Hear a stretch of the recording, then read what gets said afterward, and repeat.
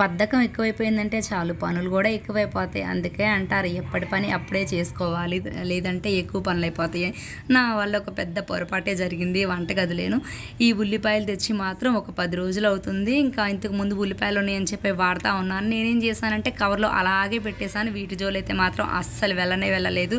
ఇవేమో పచ్చిగా ఉన్నాయి ఉల్లిపాయలు, నాకు కూడా తెలియలేదు. లేదంటే మాత్రం ఎండలో అన్న ఆరబెట్టేదాన్ని.